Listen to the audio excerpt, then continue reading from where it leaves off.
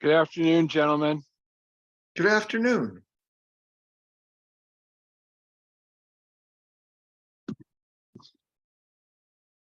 I just responded to an email to Mark. Apparently he's got a power outage and he's going to join by his cell phone. So I sent him that information about 10 seconds ago. So hopefully he'll get that soon. And then waiting perhaps for Catherine. Inga, are you on the line?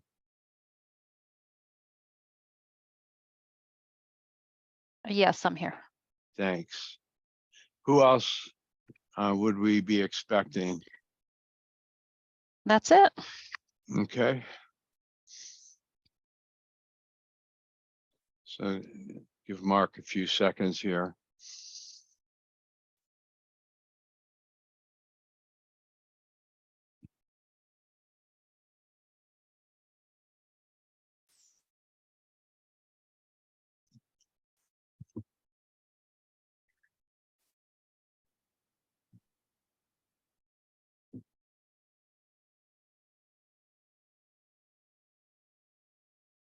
Ed, how was your trip? Absolutely wonderful. Oh, great. You know, when Jeff Condon went on vacation, he brought back candy for us. What did you bring back, Ed? Oh dear.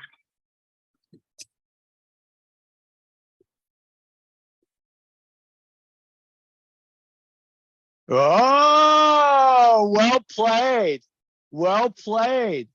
We're going to have a candy off at the next work group meeting. The stakes are getting higher and higher. The next person who goes on vacation is going to have to bring back something from Mars, that hopefully other than Mars bars. Actually, this is not candy. These are alfajores. They're a Which is what? specialty. They're like two cookies with a dulce de leche filling with a vanilla or chocolate coating on the outside. Ooh, So sounds it's like really upping the game from just candy. Yeah, you're up. Absolutely. Does it come with a side of insulin? Excuse me? Does it come with a side of insulin? Because it sounds like that's what we'll need. Yeah, you probably will. Oh, here's Mark. Can you guys hear me? Yeah, now we can. Welcome. Thank you. I got to figure out how to mute myself. So when I start having off color comments, nobody can hear them. Yes. I think it's something about star something. You have to hit. No, I'm joining through a Zoom app on my phone. So I have the Zoom app on my phone. I just don't see where the controls are. Now I don't see anything. Okay. Well, where are you? Just control yourself. All right, Inga, take it away.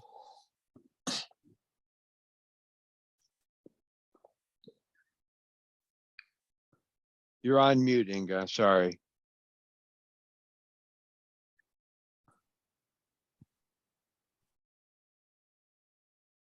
So the first item for discussion, first 15 minutes, is that landfill memorandum of understanding. I can bring that up online for people to look at if you want, or you can look at it on your own computers. No, bring it up. I think that's helpful.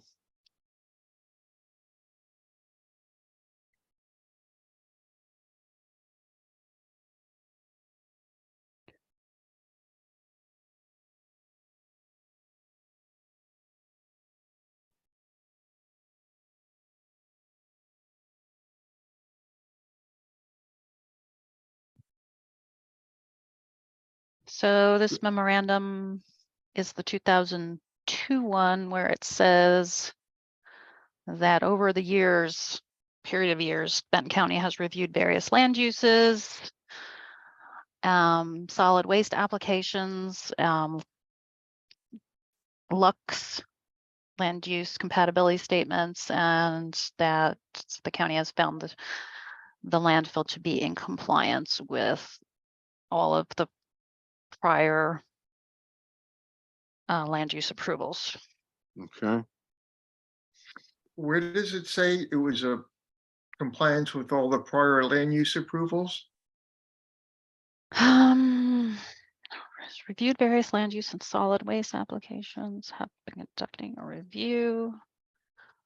Let's see. So in consideration, let's see, commonly known, has operated. I'm still kind of trying to, catch up here. I'm just kind of jumping off at it because I know you folks have been worked very hard and done a great deal of work. So I'm just trying to focus on things I just missed completely.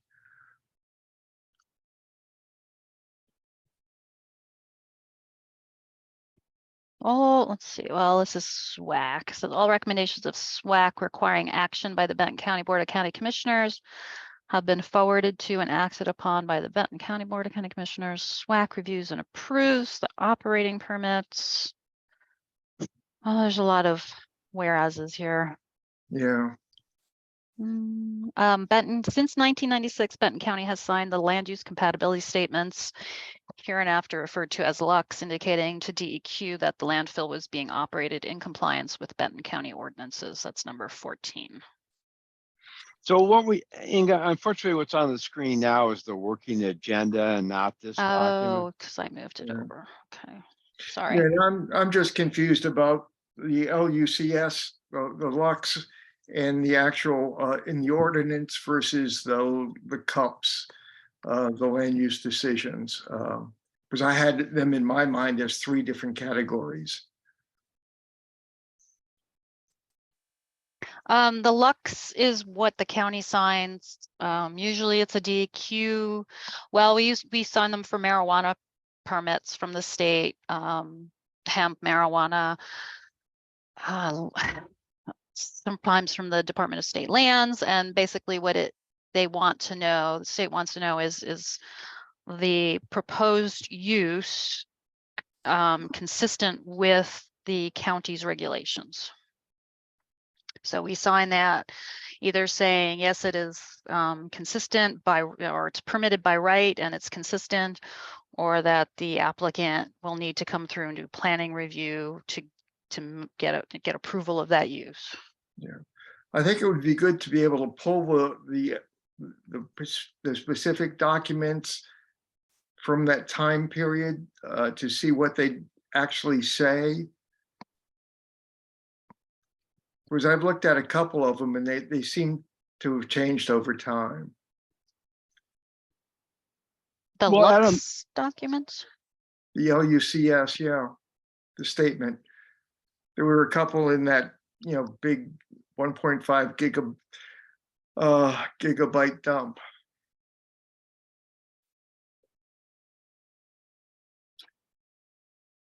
So Sam, this is Mark. Yeah, fire away. I'm just wondering what you're looking for from us today with regard to the 2002 MOU. So I need to get up to speed. I'm frankly brain dead after yesterday's marathon and other work I have to do on another project.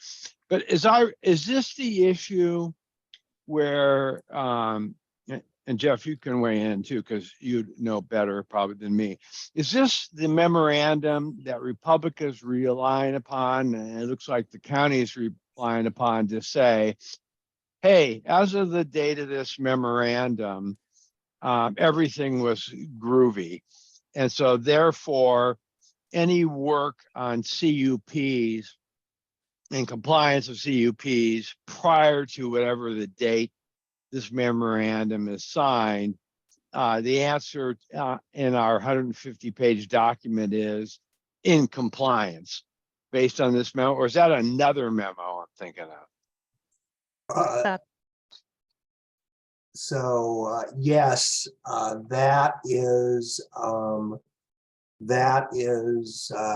our position, but it's also the position of the legal committee, and the legal committee did a memorandum on that.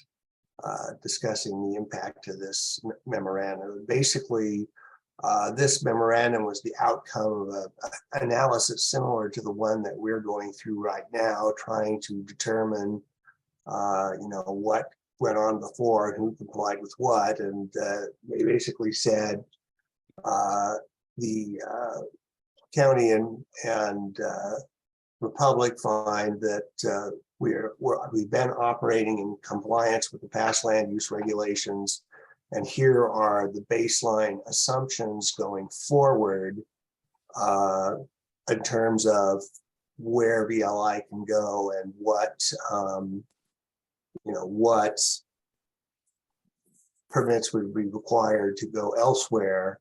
And so this really kind of was a reset in 2002 of where the county believed and the Republic believed we were at, and what the parameters surrounding where we could go. And so our position is that the review of permits preceding 2002 may have some historical interest and may be helpful in terms of figuring out how to develop conditions in the future. But this was really the county's determination at the time that we were in compliance, and is what the parties have relied on in subsequent permits approvals going forward. And the MOU is mentioned up to the 2017, I think, permit.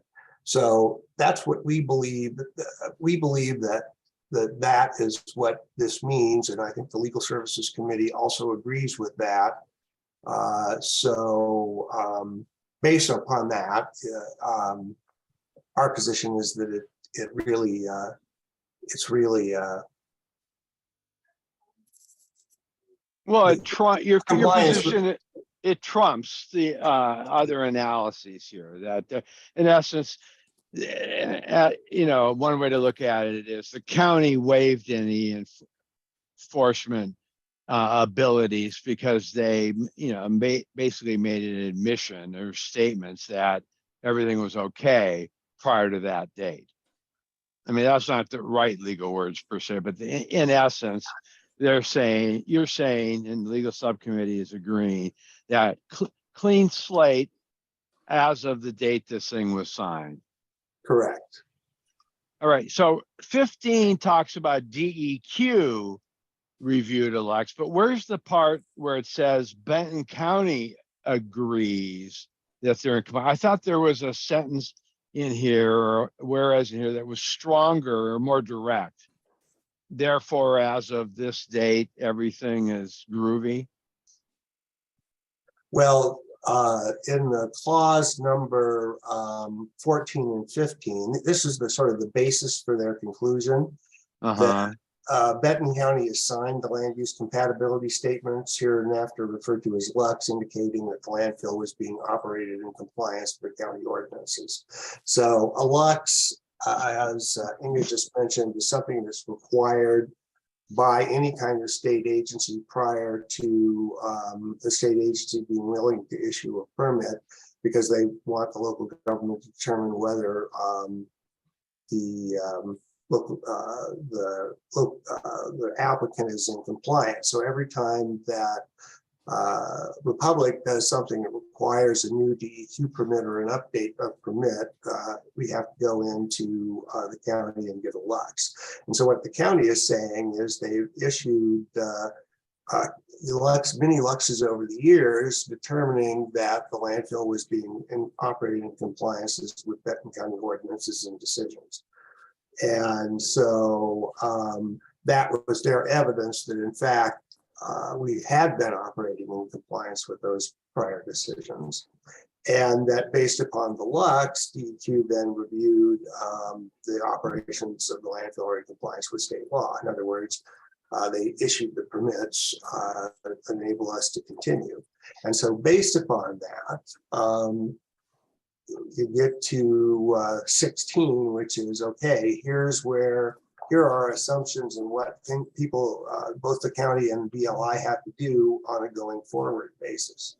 And so those things then became the understanding between the two parties about what we would have to do in the future.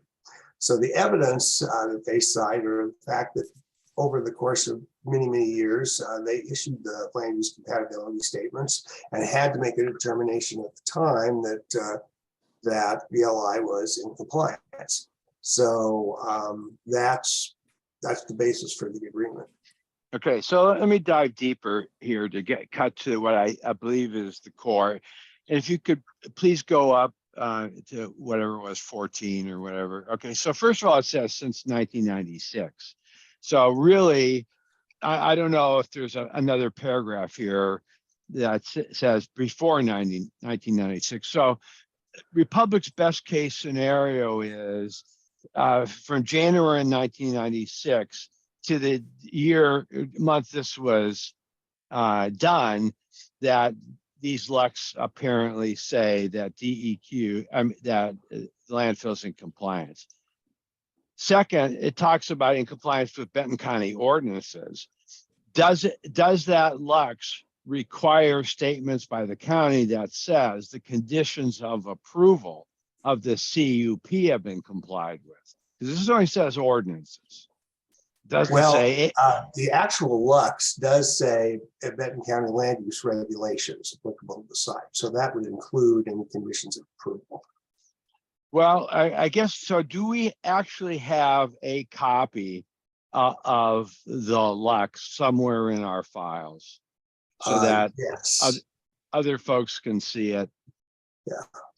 And I note that, you know, the first part of the agreement goes through all of the approvals back to 1974 and talks about conditions being met, and then talks about since 1996 they have had to approve LUCs for DEQ permits, and the 1990s may have been when the LUCs requirement went into effect, and it was designed to ensure that primarily the state agencies coordinated with local governments and didn't approve permits for operations that were actually in violation of the county's regulations.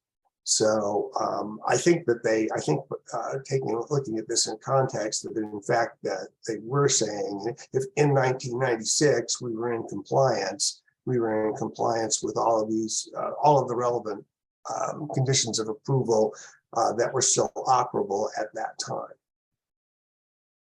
Yeah. So but do we have these actual LUCs? It was my presenting question. And so, and Ed and Mark and Catherine, do you have access to this and or are familiar with it? So I'm the only one that doesn't know what we're talking about here. Do you guys? I don't have full access now. I've only seen a few of them, and I've seen that they're really kind of strange. You know, not completely filled out. That's why I'd like to see what's the supporting material and to see if it's really relevant. Okay. Mark, Catherine, have you seen these things? These LUCs? I have not seen them either, but my question when I look at this document is which authority is this document intended to address? Because at first read, it is addressing DEQ requirements, which is a different authority than Benton County's zoning or code compliance requirements. I'm also not familiar enough without looking at some of this documentation to see where that intersection of the conditions of approval in alignment with either code or ordinance happens. Like I'm not making that connection automatically by looking at this document. And quite in fact, I would like to see what other records we have around this process that got us to this MOU, because there are just spaces where I don't know how between 1974 and 1996 certain conditions are shown in evidence to have been met. So it's really interesting. I guess I'd just like to see how Benton County allegedly came to the conclusion that, yeah, everything is good to go and we can move forward. So I would like the opportunity to take a look at those Lux statements as well. And if there are minutes of, I'm assuming this would have been a public process like all others, there must be some sort of record of this decision-making process as well that led to this MOU. Yeah, and maybe it's only the legal services, you know, being on two committees, it's sometimes hard to remember which was which. But I know that when the staff sent out a copy of this, and it may have just been to the Legal Services Committee, it included the meetings and the minutes of the meetings where this was reviewed and approved. I think there was also a very lengthy sort of background analysis that went along with this. And I think those were all, I think there may be in the record of the Legal Services Committee, I don't know. And there's also a memorandum talking about some of those issues that the Legal Committee all did and approved, and that's on the website. So I'd recommend that you take a look at all of those things.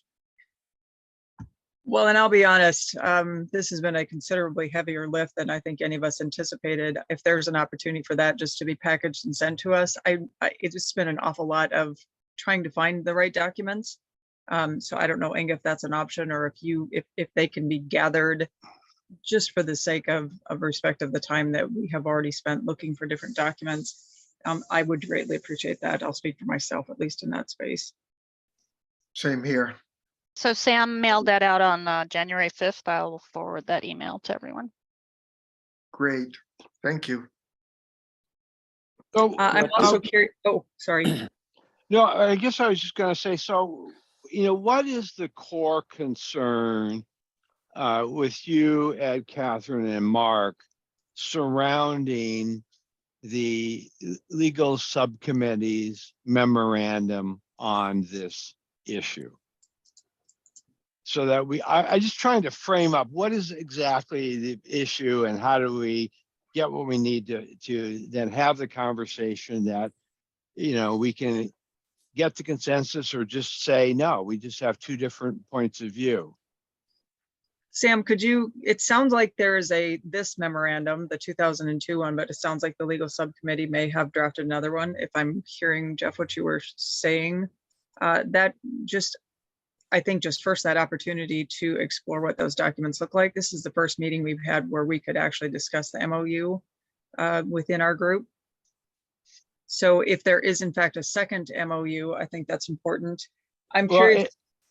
Catherine, just for clarity, it's not a second MOU.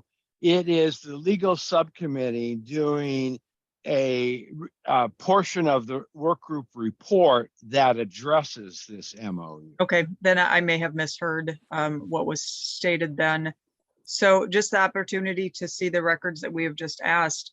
I'm also curious, so to the attorneys in the room, when I look at our land use process as established by the state and the authority that land use process is, I'm curious when I see a MOU, which is in the spaces I have experience in, is a non-legally binding agreement, if you will, how that MOU would supersede or override the authority of the previous land use decisions that checked all the boxes of the authority of that space, and not seeing that in some of those decisions that there's not evidence either seen in, like, I'm not able to reconcile evidence that shows that everything from 1974 to 1996 actually met the intended conditions of approval when I either look at the record or you're actually looking at what's being done operationally at the site. So my question is how does a non-legally binding agreement supersede conditions of approval and the authority of such land use process, especially when I can't reconcile those 1974 to 96 conditions of approval? That's kind of where I'm trying to juggle all those things and looking for, you know, and maybe I'm not saying that they didn't, maybe we just haven't actually seen the right evidence or the right documents. And in the case of this MOU, I don't think Sam excuse me, I don't think Ed or Mark or I have had the opportunity of the benefit of some of the things that have been being reviewed in the other subcommittees. So maybe they're there, but certainly the opportunity to review that and perhaps get to a more unified consensus might be helpful. Mark, before I make a process suggestion, Mark, your thoughts, suggestions? Well, so it's a little bit difficult in this, the way I'm trying to do this meeting. But I will say that I respectfully disagree with Mr. Condit and the legal committee in terms of their expansive interpretation of what this Lux, or excuse me, what the MOU means.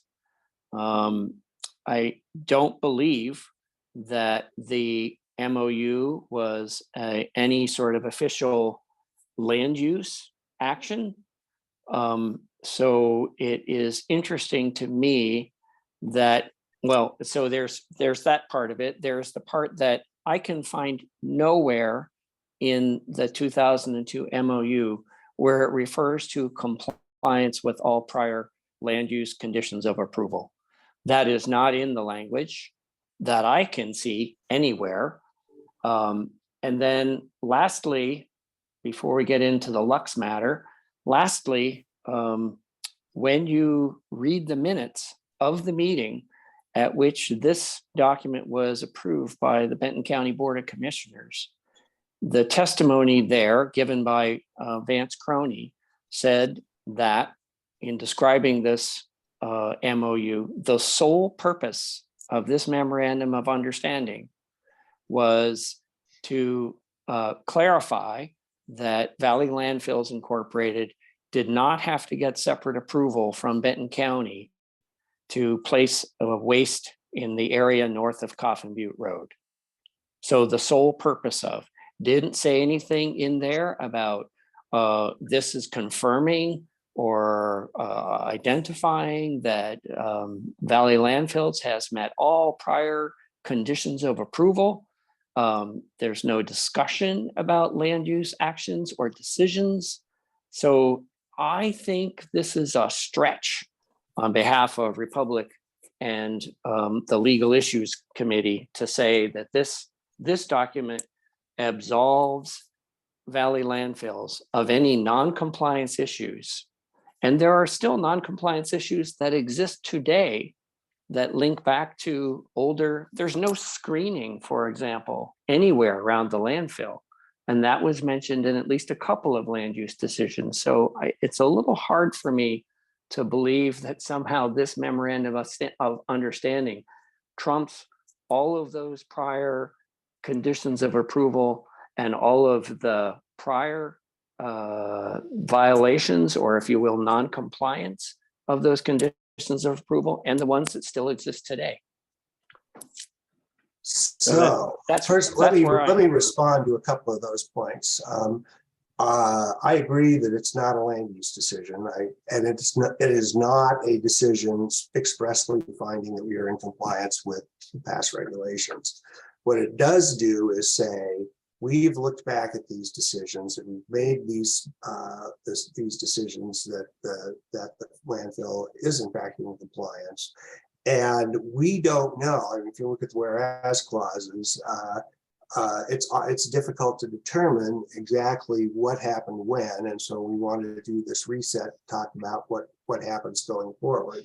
So it doesn't absolve Republic from complying with conditions. What it does is it says, and as we've noted in our current findings, that we may or may not ever be able to determine compliance given the changes that have happened over time. This is where we think things are as of 2002 and what the parameters surrounding the future applications for Republic have to comply with.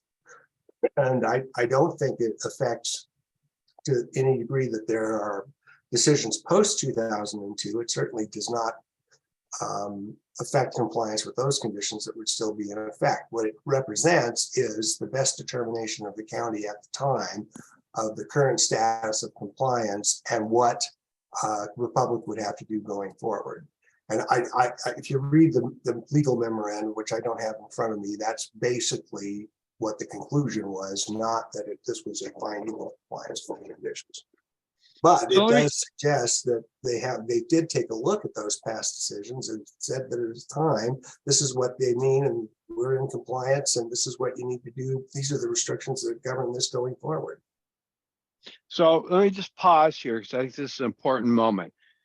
I am not saying that the exchange in the last 3 minutes between Mark and Jeff solved the problem. I am saying, however, that it is this level of nuance that I think is essential to be for people to understand and clear up, because well, just for the reasons stated. So, I mean, Jeff is acknowledging, I believe, that someone came in and said, go in and enforce something pre this memorandum of understanding. They could do it. But he's also saying that Republic is likely to argue, hey, we've got an admission by the county that they thought everything was okay. So if they're saying now all of a sudden it's not okay, you know, they got some explaining to do.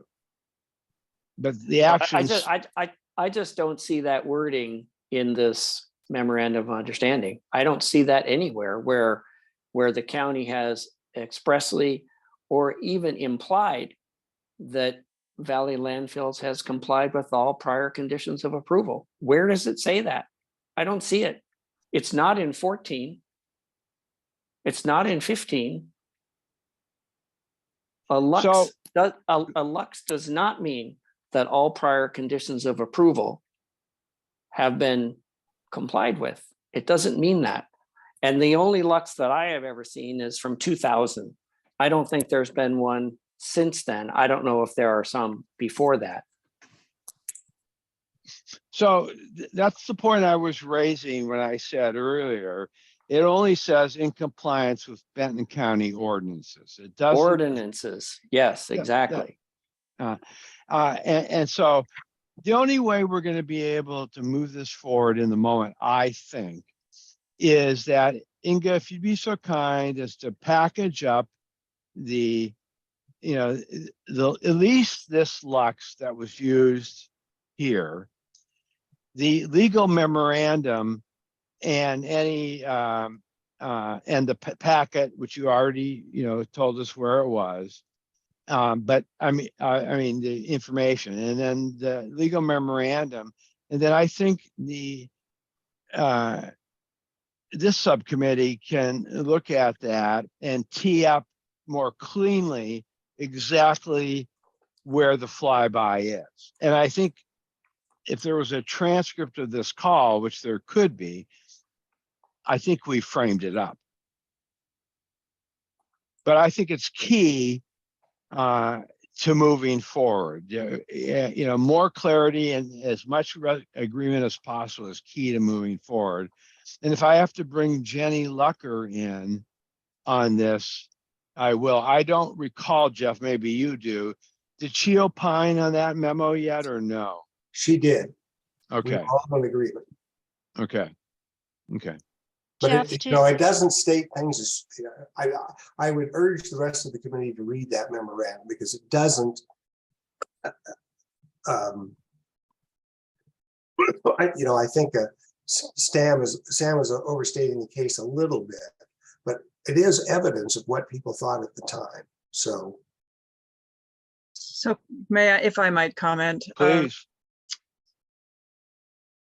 I will be just very honest with, you know, I'm not a land use expert and I'm certainly not a land use attorney, but I am not seeing the bridge between this memorandum and all of the other requirements. And I really think that at any point, if we think that this has the ability to undermine that land use process in the county, then we're literally undermining the authority of the time taken and also the intent and the thoughts at the time, the understandings at the time of those land use decisions. You know, if we flip it around in that same vein and say, well, in 1974, we understood it to be this. In 1983, we made all of these improvements and these changes and agreements.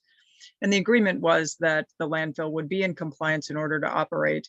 I think we get sideways in this MOU a little bit because all the way through, we've not really focused our efforts on DEQ permitting, which is a different authority in a different space, although they do intersect with Benton County's requirements. But I think this gets muddy water territory, and I am concerned that we are taking broad assumptions here with this memorandum as a matter of an interpretive document that somehow has an authority to just erase conditions of approval. I don't see ordinances as the same of all of those decisions, including those conditions of approval. And I think when we look at the context and intent of all of those hearing processes, which we are considering intent in other places, and the interpretation at the time of what was going on at the point of those hearings and those decisions, it'll be helpful to read this document, but I do not see this document as the same erase the slate and let's all move forward, because the good faith agreements that were assumed, as in maybe maybe Benton County didn't step in and hold Republic Services or Coffin Butte or whomever the landfill owner at the time was, every year to a T, check the box, does not preclude the responsibility of the owners at the time, right up until current ownership, from the responsibility of that agreement and those conditions. So I think we've got a lot of nuances here. I agree with Sam that giving us that opportunity to look at that. I also would like to see, again, the Lux. So I appreciate, Sam, the request of Inga, and Inga, if you can do that, just make those documents easily accessible, will be appreciated. But I think we have more work on this subcommittee to do, and maybe we can get to that consensus, but certainly the opportunity to explore what those documents look like will be imperative here. I'll also say this: if this document was such a pivotal shift in our agreement process, why ever did we form this subcommittee in the first place? If we knew that up until 2002, that everything was good according to this singular document that's floating out there that showed up at, I don't know, wherever in this process, we have invested a tremendous amount of time looking at land use conditions. And my question is to what end are we looking at everything from 74 to 96? And Ed and Mark and I probably can all speak to the extensive nature of those documents. 83 in particular is really a benchmark in some of the establishments of the landfill moving forward. If this document was the end all, I'm just questioning, why wasn't this document something that we were looking at right up front? And why wasn't it well known in this space? And to say that, well, we kind of looked, or we just kind of assumed, it's an interesting perspective to hear. I'll end kind of there. I think that's probably best. Thank you. And Inga, you're showing us the screen. The points you'd like to make are? This is the current Lux that DEQ requires the county to fill out.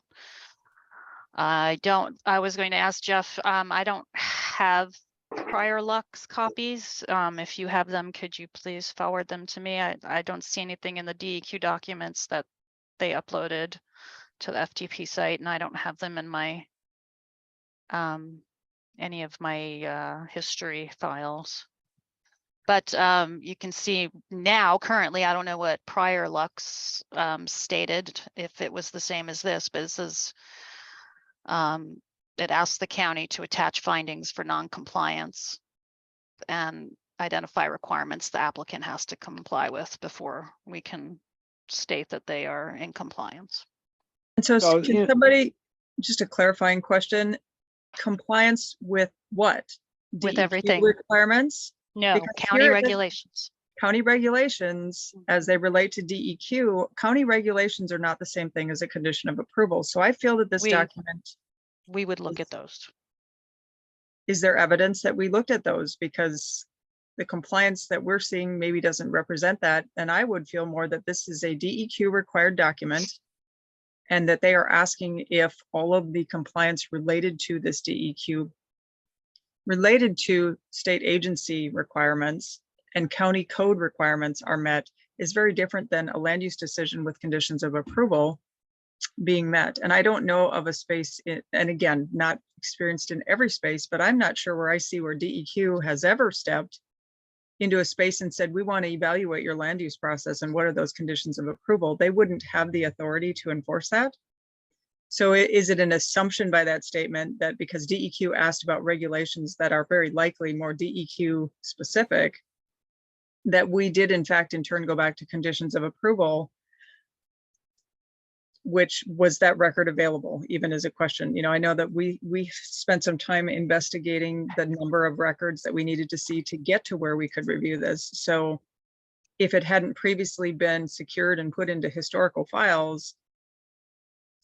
So Just- it asks the county to supply documentation if there was a land use review. So we have to supply them with the notice of decision, which would include the conditions of approval that is attached to the LUCs. And then they're asking, do we find them to be in compliance? That's what they're asking. Okay, So so the bottom line, just time out, folks. I'm just suggesting that the bottom line here is that I'm not sure we're going to get further in a productive way without actually seeing the document. So when we see the document, it's going to have those boxes checked, yes, no, or whatever. And if they did attend to the CUP conditions, they should be attached to this and said, CUP number, and here are the things. It will either be there or it will not. So talking now in the moment about are they there or not isn't as productive. Let's just get the darn thing, see, and then we'll have a more agreed upon factual basis to have it. I think the issue is framed clearly enough. So the hanging question from Inga to Jeff was, do you have these Luxes? Yeah, I'll have to go back and look. I know, I believe that one was attached to the, at least one was attached to the legal committee's memorandum, but I'll have to go back and take a look. And then if it's not, Inga, you can just ask, what's her name, Audrey O'Brien, specifically, you know, do you have the Luxes from 2000 and whatever this date is, 2002? And please send them. Is there anything more that, I mean, as far as all we're going to be able to do is agree on what information we need to get as soon as possible. Is there any more documents like requests that we would need so the subcommittee can have a full meal review of this? So hearing none, I think that's all we can do. And I'm not precluding the legitimacy of any of the back and forth here. I'm just suggesting let's revisit it once we have more of the facts in front of us. Is that fair or not fair? Sounds good to me. Catherine, are you okay with that? Ed, Mark? yeah, Yep, that sounds good. sounds good. Okay. Good. One in a row is our new record for agreements today. So let's move on to whatever's next on the agenda, Inga.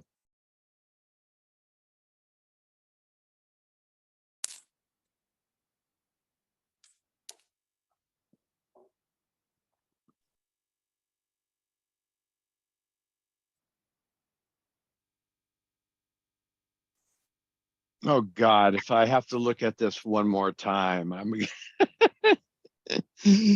all right. So the legal subcommittee, in essence, reviewed this. I asked Jenny to propose alternative language and got clarity because we didn't have it. I didn't have it when I talked to you guys last week or the week before about this. She's since provided that clarity as to what she is striking and what she is doing. This is what she is intending for us to consider.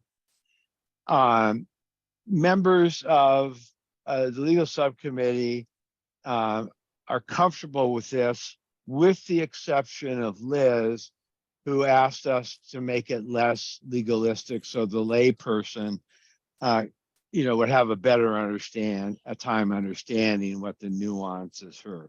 I highlighted as Catherine and Inga know, and maybe you were on the phone, Ed, when this happened, this to the subcommittee, planning commission last night. So, and I know, Ed, you just got back last night, but I think the you know, if you could put up a plan together to see your thoughts on this paragraph is the next step.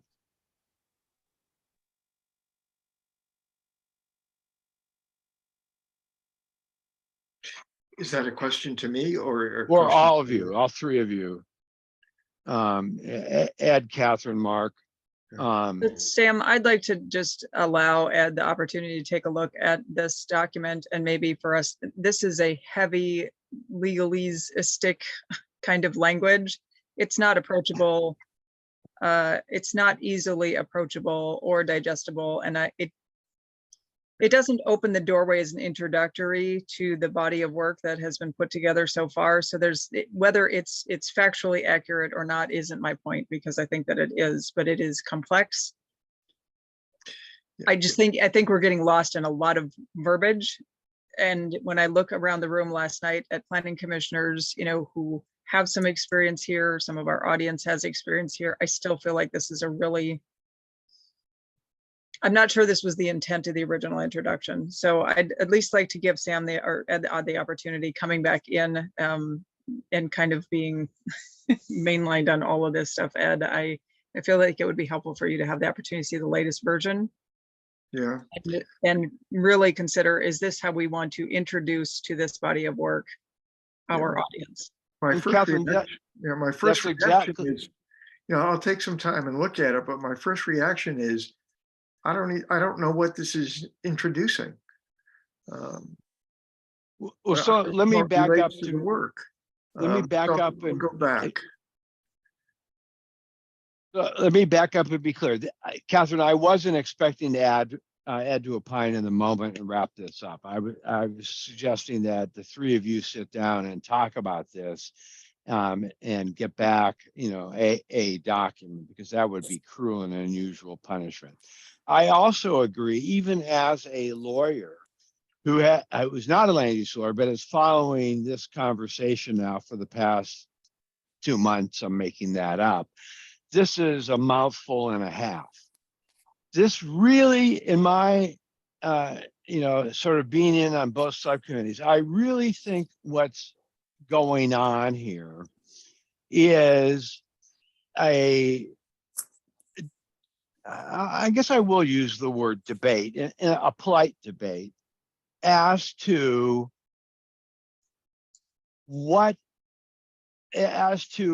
how the planning commission is going to review these next things. And I recall Mark saying a couple times, and these won't be quotes, so he'll give me the best verbiage to deal with this.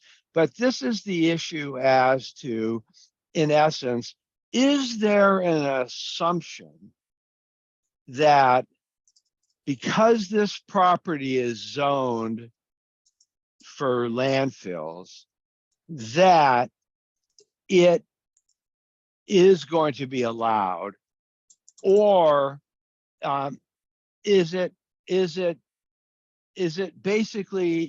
this law basically saying that assumption doesn't exist, especially if it falls short of the 3 criteria, because it does meaningfully impact the character of the neighborhood. It is an undue burden and all of that stuff.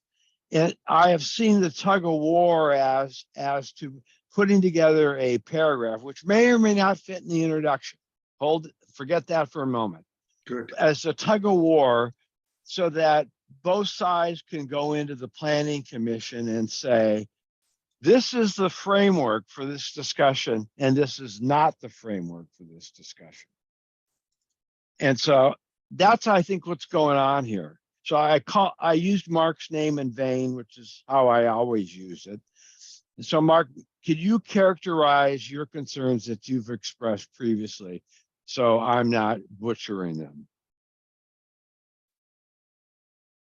I just have to say, I've gotten totally lost in the sauce on this whole deal.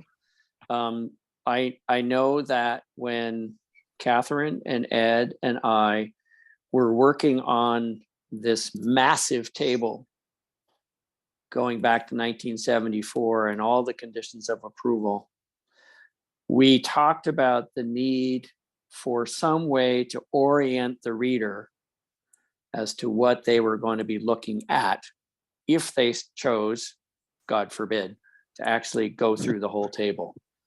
And so the attempt was to try to, in a somewhat publicly accessible way, describe the land use review and approval process. And that's what I did, because I was the initial drafter of the introductory statement. I'm not sure, because I haven't bothered to try to track all the 15 versions, whether any of my initial paragraphs are still here. I think they're all gone. And I agree with those who have spoken so far to say what is here now does not do what I think our original intent was, to orient the reader. What this looks to me like is some sort of preface CYA process to say, with all intent and purposes, to avoid ever using the term compatible, that the land use will be compatible with adjacent land uses, and obfuscating it to say, oh, no, it's just about, this doesn't do anything for me, and I don't think it's helpful in any way as an introductory statement to the table. So that's where I am on this thing. When we had the joint meeting between the Legal Issues Subcommittee and who was available for the Land Use Subcommittee, that was me and Inga. I expressed that multiple times to say, the goal here was to help the average person, not the land use attorney, to get oriented to what they might be looking at if they decided to look at the table. So this doesn't work for me at all in terms of meeting that objective. Okay, so again, I promise to get you, Catherine. I just really, I tried to frame this up in my question to you, Mark, is forget about whether or not it belongs in an introduction or not. I don't think there's any debate that that this is too complex for an introduction. Okay, so I'm saying let's get to the merits of what's really in dispute here, and I think you captured that by saying, and I don't remember all your verbs and adverbs, but basically to not use the term compatibility. That is a shorthand summary for what I have understood this debate to be about from the jump. And all my antenna are saying to me, that's important. Use it, don't use it, define it correctly or incorrectly is important, because I predict one or both teams or more teams are going to have that same discussion in front of the Planning Commission and the board. And my goal for you guys is to get as much agreement on that as possible, regardless if it goes into the introduction or as part of the legal memoranda, what the legal section or anywhere else. So let's focus on the merits of the dispute. So Catherine is up next. So if you recall last night in the presentation, when we were going through the legal subcommittee's work, when I'm not sure how well it came across, but my intent was to point out, it was it was the land use committee. We're appointed the planning commission to look at the resourcing behind the statement that they were making, I think in one of the key findings or the key recommendations. The importance of the work that the legal subcommittee has done in that space is critical to the understanding of many of the nuances of land use and this whole process. And this is the type of statement that I would expect to find more in that either key findings or key recommendations, because this really does, for all practical purposes, it backs up those conditions of approval and what that means, different than conditional use permits, for example. So when we look at key definitions even, this is how this reads to me, and it seems like it's an important part, but I agree that, you know, we're a long ways from where we originally started with our introductory statement. I'll also ask this, is there any other subcommittee that is having a different subcommittee write their introductory statement? And so, you know, being able to, I don't know, I can't speak for, you know, everyone on the legal subcommittee, but I know how much research and reading we have done, and in between Ed and Mark and myself. So giving us that ability to speak to that introduction rather than this seems more appropriate, knowing that the lift of that work has largely been done by this group. And I'm going to request that in this space at this moment. And I'm going to suggest that we take this other and we carve it out into a different space of the work of the land use subcommittee, and or some other definition. So somewhere where you talked about, Sam, merging these subcommittee bodies of work together, this is an intersection that's important. It just doesn't seem like it fits the goal of that original introductory statement well. Inga, can you scroll up a little bit? Because Mark, I do think a lot of what your group has said is in fact in there. Not the paragraph that we're talking about now, is a effort to reconcile all of that.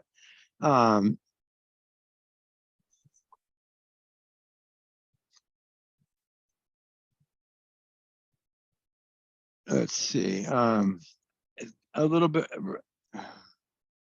Oh, well, yeah, well, let me clean up that one comment. Going beyond page 3 here is not worth doing. I mean, you can go ahead and do it to prove or disprove a point of how much is in or out and who wrote what.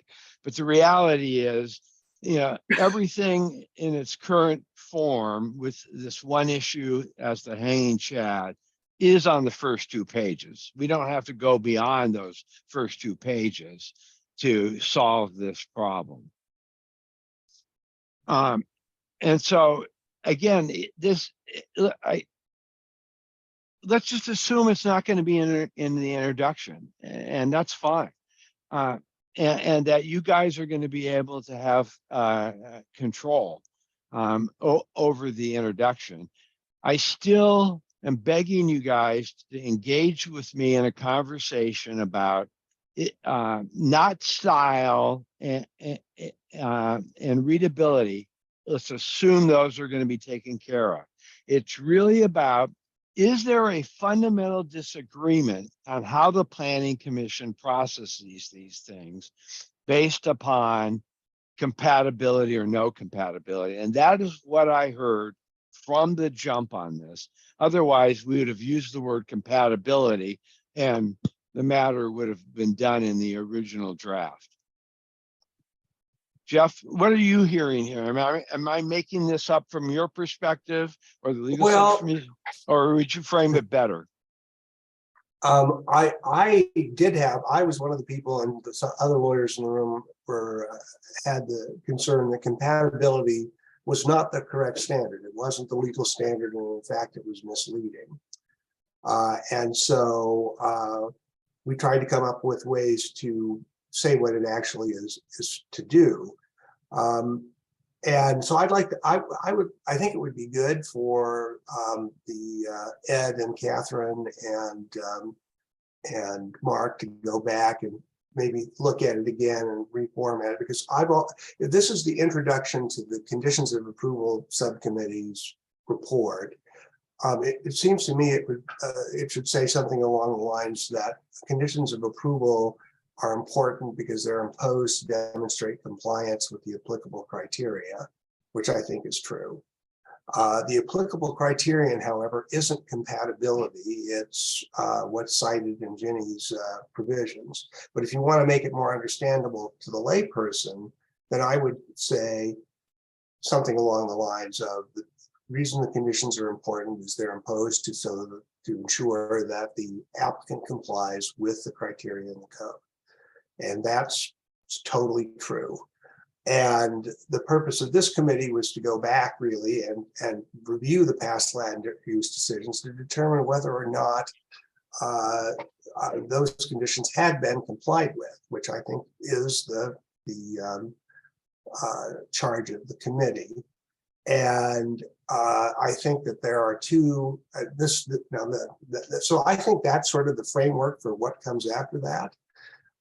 And I think you could say it without either using the term compatibility or doing full legal analysis of what the review process is in a way that would make it understandable for the layperson. So, and maybe we've been so worried about the trees we haven't been able to see the forest. But if the other members of the committee would be willing to sit down and sort of think about it in that context, I think we could come up with something that is maybe half as long as this and informs the public what the purpose of the report is.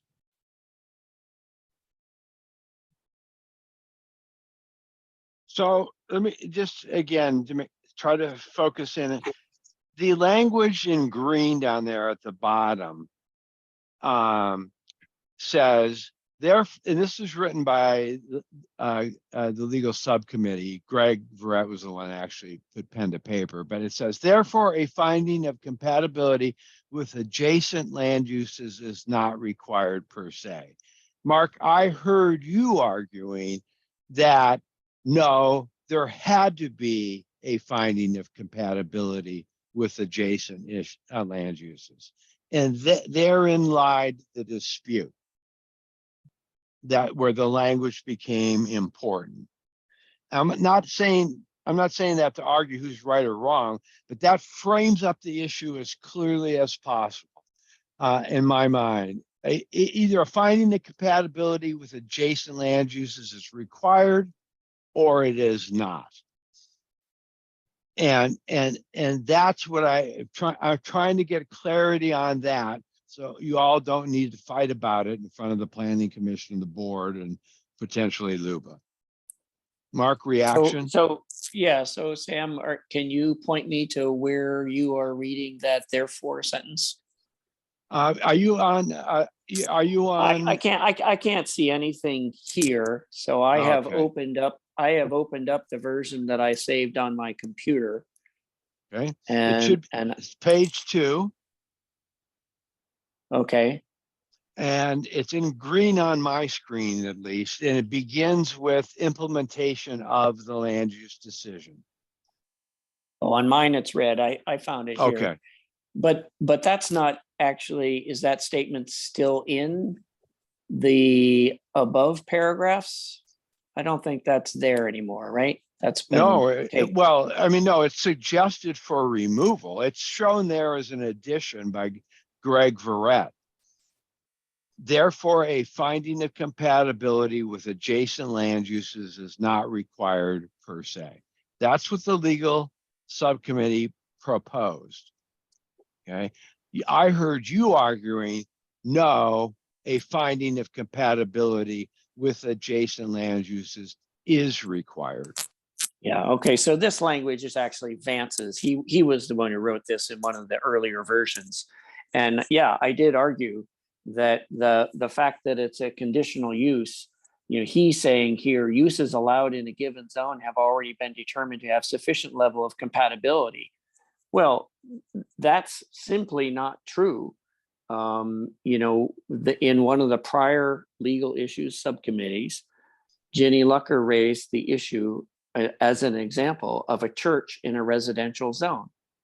It's not assumed to be compatible. It might be allowed under a conditional use, but she went on to say if certain activities were occurring at the church, then it could be incompatible.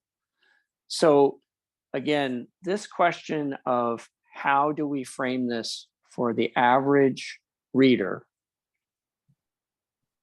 I don't know how we say what the goal of the land use regulations are unless we talk about, I mean, this basically says that we can impose conditions to mitigate negative impacts. Why would we be imposing conditions to mitigate negative impacts unless we are trying to achieve compatibility? I think what it's going to come down to is the legal issues subcommittee, as I've read in some of their materials. Well, it's a matter of degree. So the fact that you can't have a picnic outdoors 5 days a summer, that's a minor inconvenience. It doesn't seriously interfere with your use of your property. Because now we're tying back to what the criteria are. The criteria doesn't say compatibility. I agree with that 100%. It says cannot or should not seriously interfere with. But if I can't have a picnic essentially all summer long because of either noise or odor, does that qualify as seriously interfere? So compatibility is something I think that people can grasp. The average person can put their arms around what that means, sort of. To say that compatibility is not a criterion, and in fact, the criteria are these other things, I think it just, the average person will look at this and say, okay, so when I look at the conditions from 1974 or 83, it doesn't really matter if they comply with those because compatibility is not an issue. It just doesn't get to the point of what we were trying to do in reviewing the thousands of pages of material in trying to determine compliance.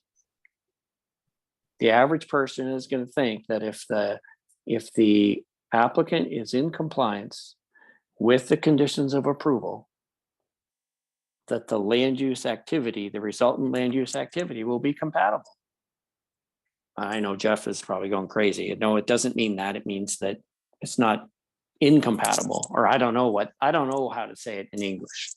Besides, it meets the 3 criteria. Catherine. So thank you, Mark. Especially since you drafted that first draft, and I know that this is the word that seems to continue to be an issue. I appreciate that review of the original intent where we were leaning. I would toss out this consideration. Give us an opportunity to look at this. I will say there's a couple ways maybe we can bridge the gap between the two, which is there a better word for compatibility or a better way to convey compatibility? Maybe. I'm not saying there is or isn't. I too agree that it is, especially in a space where the average reader doesn't understand land use and even conditions of approval and even applicable criteria. Those are words that they're not common understandings for the average reader. Is there a way that we can nod to the nature of the land use process, which in fact allows for interpretation at the time of the rules that exist? So again, we're looking at 49 years worth of work here.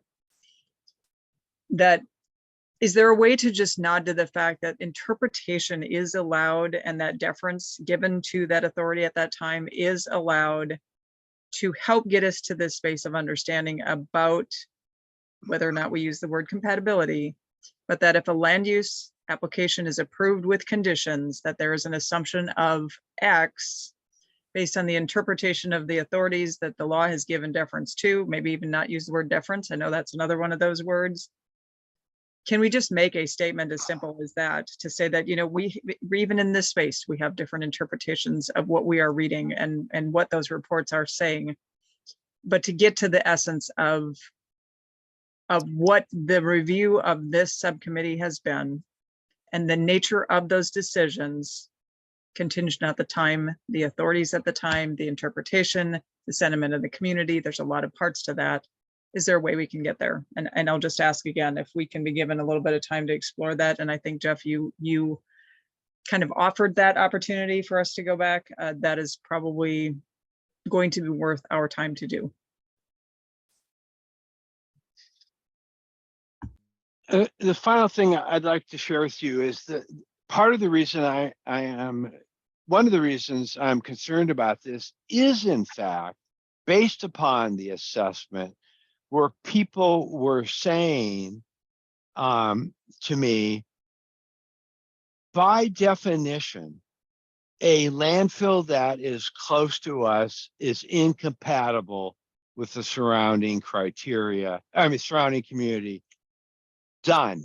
By definition, that is the layperson end of the analysis. And I think it behooves us to figure out what is that correct statement. Yes, of course, using layperson's language, what have you.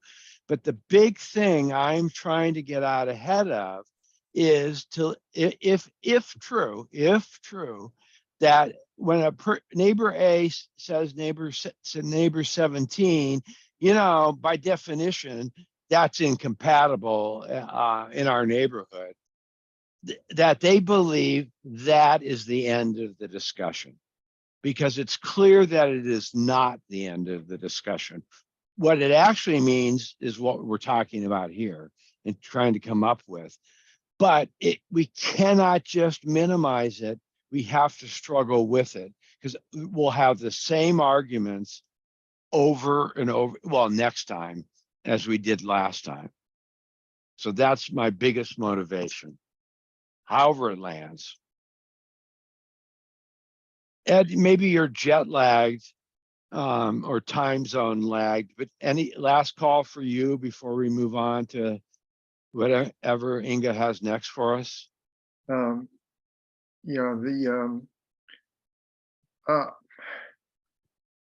think we're mixing topics here. The point you made about explaining compatibility and the legal interpretations, I think, needs to be separate from an introduction to what this table is.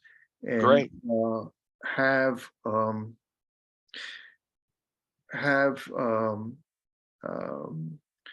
the real world example of neighbor 1 and neighbor 17 in compatibility, and how you expressed it, and then how it's viewed in terms of land use decisions. And that's just a separate section on how to interpret, or maybe it's a how the planning commission may consider this information. I'm afraid we're not going to ever get through these 150 pages if we don't separate the two issues. Make it real simple, short, 1 or 2 page paragraph. I mean 1 or 2 paragraphs max. I'd much prefer going back to Mark's original one and reframe it. Say, hey, the compatibility. The interpretation of the information is complex. An attempt to do so is in section such and such. And then people work on it that way with some real world examples. That's my, that's all I can come up with right now. I didn't have enough sugar today. More than enough, thanks. Ed, you came back fabulously, very well pointed after your vacation. It must have been good for you. Oh, it's wonderful. All right, Inga, what's next on our hit list? So can we close the loop on this? So we're going to take time. Yeah. Catherine and Ed and I are going to take some time to talk about it and consider all the discussion that's been happening here today, and then circle back. That's Correct. the plan. Okay. That's the Thank plan, Stan. Get off the bus, Gus. All right. Thank you. And I'm happy to take a look at what you come up with between the meeting, if you want to share it with me, so I can put my 2 cents in as well. That sounds good. Right, and Catherine and Mark, I'll set out a Zoom invitation. Any preferences for time? I don't know. Not Saturday. And Sunday is a town hall at Oregon State University with Ron Wyden. And well, we might have to come back to that. It's a very busy weekend coming up here and a couple days leading into it. So Okay, why don't you folks just look at your calendars and send me some suggestions? And I think the sense I have is Sam is feeling some pressure here. So if we could do it early next week, that would be fine. And Jeff will follow up with you shortly thereafter. and we do still have our meeting, correct, on the 6th. So a week from today, Yeah, we Yes, have I think that's meeting right. Next Right. Monday. right? Monday. Monday. Yeah. I'll have to try to do it. Well, I don't know when we can do it. Get back with me and we'll try to jam it in. So Catherine, you take the lead with your schedule and then I'll fill in. All right, I'll have to take a look and we'll bounce Okay. some stuff back and forth. Great, thanks. Speaking of meetings, since we only have 13 minutes left, the meeting the week of the 20th. When are you all available? Either the 21st or the 22nd? So this is the holiday Monday, right? Correct. Yeah.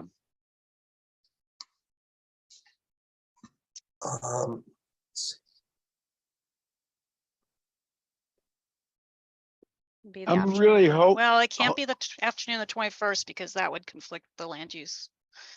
So it would need to be Wednesday, early afternoon probably. So here's the problem with that is the next day we have to have, as a work group meeting, and we won't have the ability to get whatever it is you decide on at the meeting of this week into a draft that gets circulated. And Sam, you're talking the next day being the 23rd, right? Yeah. So if there's any way it could be on the 23rd, because the 23rd, is there any way it could be on the 21st versus the 22nd? Yeah, I'm out of Because pocket on the 22nd. I've got a prior commitment. so Is there anyone that objects to just keeping it Monday, even though it's a federal holiday? I do not, which is why I'm just tossing it out. That's actually the best day of that week to have that meeting for me. And I'm flexible otherwise to the extent that I can be, but also that holiday is not a necessary commitment at 3:30 to 5 o'clock either on that day.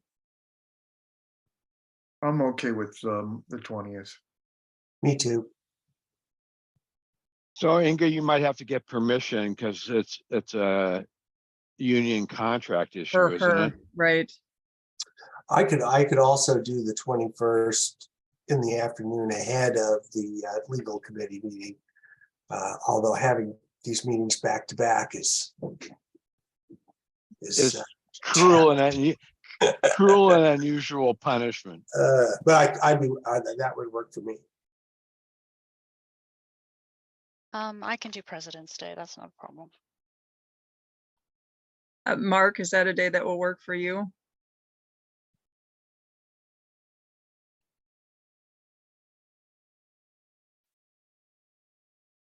You're on mute, Mark. Yes, I said several times while you guys weren't listening. Oh, you were listening. You just weren't hearing You were on me. mute. Yeah. Yes, the 20th will be fine for me.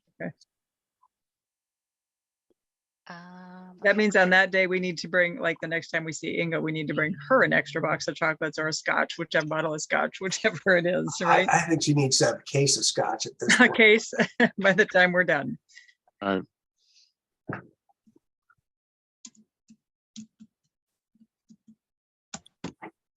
And then just to double check, when you mentioned the 20th, I know that there was some question about the March meeting. Can we just confirm we are still keeping March 20th on the books at this time? Yeah, I think we have to. Yeah. Okay. So if you accepted the deletion of that, Did anyone accept the deletion of that meeting? I don't think so. No, I don't So think so. it I should can't remember. It should still be on all your calendars then. I just need to Okay. put it back. It's on mine. I'm gonna look at my calendar Must have now accepted and the see. deletion. I penciled it in on, just put it in myself, but it was not on my calendar. Yeah, it's not on mine, so I must have accepted the rejection or whatever you're saying. All right, well, When is it? let me just resend the whole meeting. I'll just resend everything again, so, The whole series, so. yes. That sounds good. And I will take off, I think it all says meeting number 11, because that's what I titled it, so I'll take that off of there. You'll have to put your own titles in for the meeting numbers, because I can't do that if I send it as a series. No problem. Okay. Okay, so what we still need to get done in the app, well, let me quickly go through what it would be nice to get some feedback on in the new draft or the latest draft. I added to this draft a section on how to use this document that comes before the introduction section. And then, so that's all the introduction with everyone's changes. Before this table, the which I'm titling a landfill land use document table, because it now contains not just conditional use permits, it contains what I could find, all of the applications that I guess either were applied by landfill owners, whichever they were at the time, or it also has some vacations, street vacations, which were applied for by Public Works. So this is basically a historic, now the historic list of land use documents to do with the landfill. And there's a little introduction to that, so please take a look at that. This key aspects was this was a separate table in the draft that your subcommittee sent me. So I took all of the notes that were in that separate table and I incorporated them here so that it's combined and it's easily readable. Okay.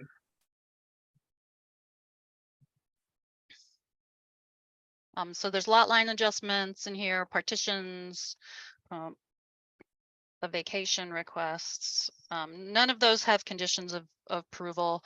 Those were all approved at the time. Basically, or I should say, all of the conditions of approval for those documents are here: submit a survey, submit a new deed, and you're done. And that's basically what those ask for.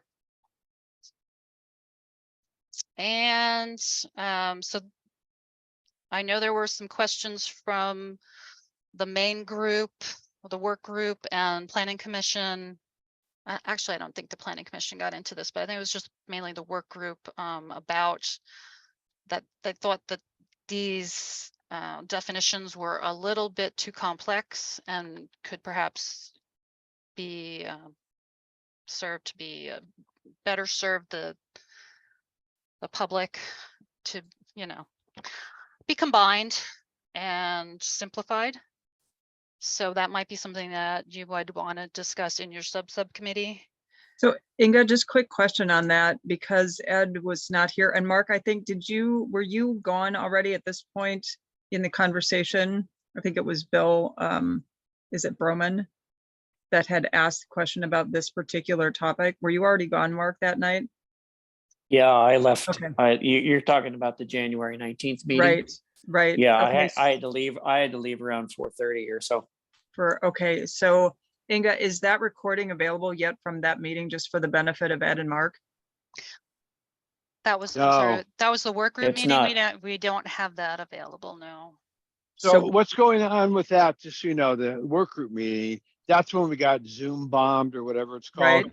And IT is trying to get that, clean it out and slice the things together. Okay. And that's still they're still struggling with that as recently as early this afternoon.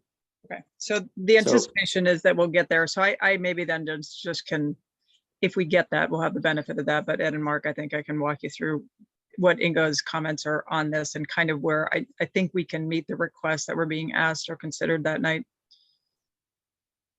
Okay. And this also came up last night too, didn't it, Inga? More I briefly. think there was one comment. Yeah. Yes. They touched on this last night, but but more in detail at that previous meeting. Well, the comment last night was from Evelyn Lee, and she said that she looked at these and she looked at what was in the key findings, and there's nothing in this assessment of land use conditions that is defined as none. So she was asking, what does none mean? And not sure she ever got an answer to that question. So the Yeah, none well, meant that's that there were no key findings. Not that there was no compliance. She was confusing two different things. We weren't discussing the compliance. It was that there were no finding for that condition. So, whatever it is, it needs to be cleared up so that there's a notation as to what none means in that context. So the rest of this, obviously, as you probably already know, includes the Republic comments. I still have to go through and update my comments based on all of the information that has been gathered up and discussed. I have not done that yet. And then very long tables, lots and lots. Sorry if I'm making anyone dizzy. Inga, while you're scrolling, can you just quick clarify? So you said you still need to update your comments, meaning work that you're doing, or comments representing the county's perspectives? Comments representing the county's perspective. Okay, that helps. And Inga, are those gonna come in as track changes? Because I have to tell you, I've gone through this document more times than I would really like to, and I don't want to go seeking out trying to compare document to document to figure out whether or not something's been changed, which I have been doing. Yes, from now on, everything is going to be track changed. Thank you. And is the county's position when you're doing this, is that, to what extent, if any, does that speak to the issue of this 2002 memorandum that we started off on? When the county says in compliance, does that mean in compliance factually or in compliance based on the 2002 MOU or some combination thereof? I've not until I think it was like 3 weeks ago. I didn't even know that memorandum existed. So all of my in compliance statements prior were based on either knowing that in order for the proposed use to have moved forward, the staff at that time needed to find that condition completed, or that it was an advisory condition and there was no completion needed, or let's see. Yeah, so it wasn't based on the memorandum, to put it simply that way. Okay. There are, I think, a few where I've said that the condition may have been met at the time, but and I think it was the landscape is the big one, but now there's no evidence that it exists, so that it probably should be reestablished. Because I mean, the intent of a landscape is that you establish it and then maintain it over time. So if that no longer exists, then does that, should the applicant go back and do that? I would say yes. Oh, where was I? So this is your suggestions and recommendations page. Based on the land use files. There shouldn't be anything new in here except for Republic's comments. And then the monitoring and client compliance enforcement issues that you put in, again, Republic added their comments to those. And then I added Mark's new issues into this table. So this is where it says the following. And so the subcommittee has not reviewed this. This was straight from Mark. And we And have not also reviewed it. I have to make a confession here. Republic did do some edits to the key findings and recommendations that I thought that I had set out, but when I saw Mark's version this morning, I went back and found that it had sat in my my drafts unsent. So, which unfortunately is happening to me with greater frequency over time. So I'm going to go back and look at what Mark did and sent out this morning and try to incorporate those, and I'll send them out. There's nothing in there that I don't think was in our comments that we submitted to the main report, but I'll go ahead and do that and send it out before the next meeting. Okay. And Jeff, hopefully sooner than later, because what we're trying to do is keep a running draft. So we have what we've called in the past a clean version and a dirty version. And the dirty version will have everything. It's a working document that we'll be working at the subcommittee levels. What we show the work group and the planning commission next time, may or not be clean or dirty, depending on how far we've gotten along. And it just takes, and so Inga, I can't remember what staff and I talked about yesterday about how are we going to do this, or are we sending out a quote unquote dirty version or putting it on the FTP site for the dirty version edits? Yeah, we agreed that everything that would go into the work group document from now on would be the dirty version, showing all strike through, underline, and comments. So mechanically, would it make sense then for you to send everyone the currently existing version from which they should edit and go forward? Or are you comfortable letting them work on what Mark sent out this morning and then you doing combine or, documents and keeping? I thought what Mark sent out this morning was just the key recommendations and findings. So it wasn't the subcommittee document. Well, Right. but they're in both places, so. Are they not? I mean, key findings. No, I don't. Sorry, I don't have those in this document. It's just in the full work group document. Okay, but they're part of this, aren't they? Yes, yeah, they're summarized from what is in this document.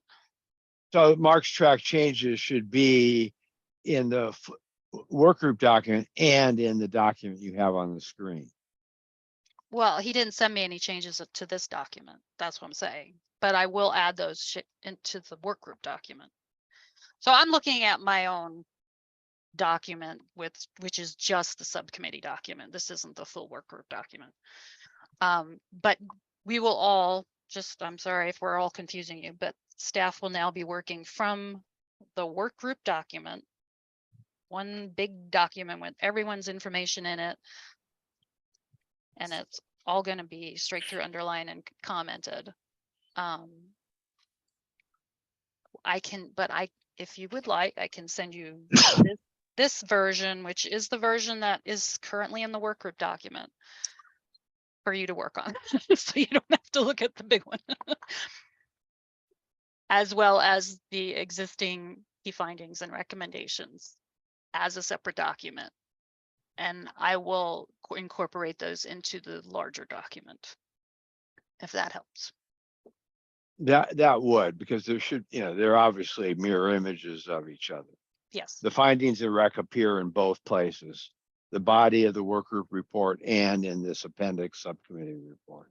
Yes. So can I just clarify, the document we were reviewing last night then has been, these changes have occurred since that version, since the draft 3 version? No. No, this is the version that you Same saw last night. version. Okay, so the draft 3 version. And then one more clarifier, any work that we are doing forthcoming before the planning commission meeting on the 7th will not be provided to the planning commission, correct? They will only be reviewing the draft 3. We talked about that last night, but I wanted to just be sure. Correct.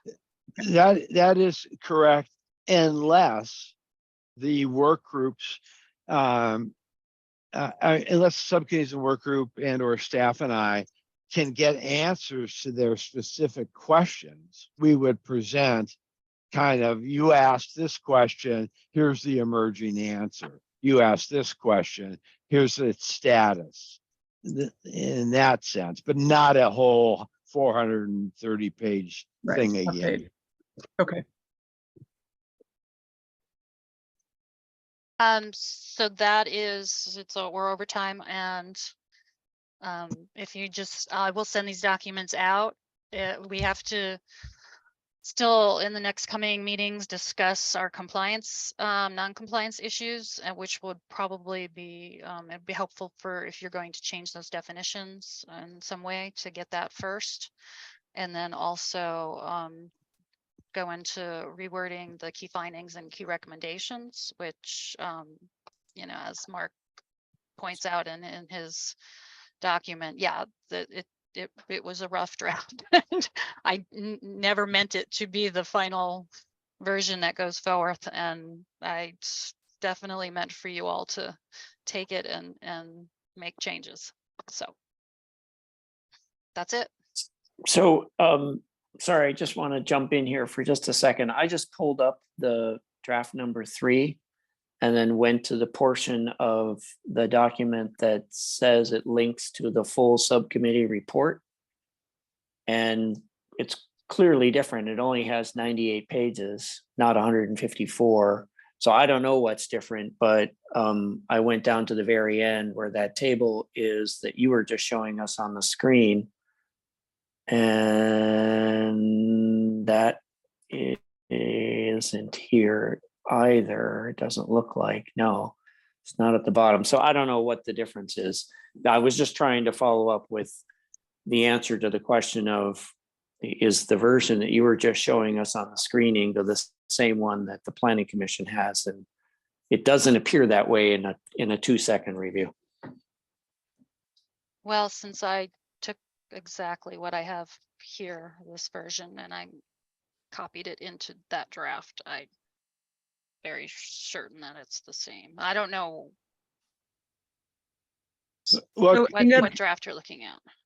The one you have on the screen, it's small enough, I can't see. What's the page count on the document you're looking at that you have on the screen? Well, this is going to be completely different from the work group document because this was incorporated into the work group document. But I think Mark is talking to the link that goes to, I'm probably just muddying the waters. I'm not sure.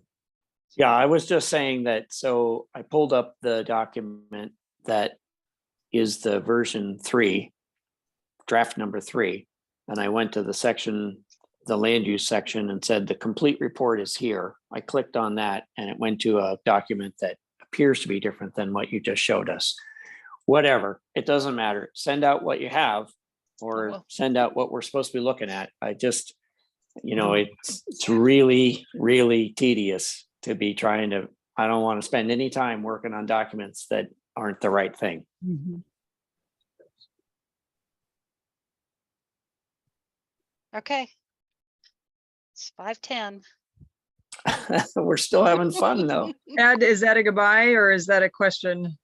Just one point. While I was gone, DEQ came through with a bunch of things, access to information, and Inga is uploaded some of it. I'll address that and just report back, because that may be a separate section in the supporting the CUP conditions, as we discussed before. We just don't have it in any of the outlines right now.